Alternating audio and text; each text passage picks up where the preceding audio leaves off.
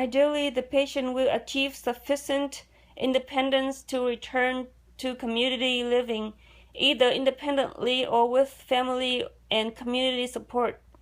All patient efforts should receive positive reinforcement. Patient communication should be a priority. Exercises, proper positioning, and supportive devices help to prevent deformities. Use of foot boards is controversial because they may increase plasticity. Quiet rest periods are provided based on the patient's response to activity. The patient should either assist with or perform own personal hygiene and establish independence in other activities of daily living. The rehabilitation team evaluates the patient's ability to feed self and continues to provide enteral feeding as necessary. A bowel and bladder training program is initiated, and both the patient and family receive instruction in its management. Both the patient and family are taught about the therapeutic regimen, activity and rest, diet and medications, including desired efforts and adverse reaction to report. Emotional liability is recognized and explained, and assistance is provided to help the patient deal with outbursts or inappropriate affect. The rehabilitation team assists the patient to accept deficits and disability, maintaining hope while establishing realistic goals. Both the patient and family should participate in available social and financial support groups and services. The patient needs to help to accept residual deficits present after 6 months, because these may be permanent.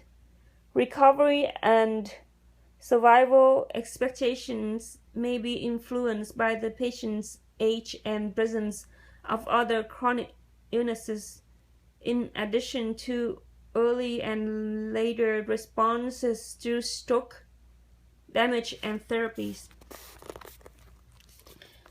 Specific rehabilitation efforts are complex and varied. Individualized assessment must be performed, and a plan of care designed to achieve the maximum function outcome based on a nature and location of the mechanism of the cerebrovascular accident. Prevention. The most important strategy by reducing the incidence of stroke is to control its risk factors, especially hypertension, hyperlipidemia, and tobacco smoking. Patients who have suffered a transient ischemic attack and those with atherosclerotic thickening of the carotid arteries may prevent stroke with medical therapies. Example: aspirin, cyclopidin, clopidogrel, or warfarin, or surgical interventions, carotid endarterectomy. Note: thrombolytic therapies and endarterectomy are most likely to prove beneficial in highly specialized treatment centers with demonstrably low complication rates.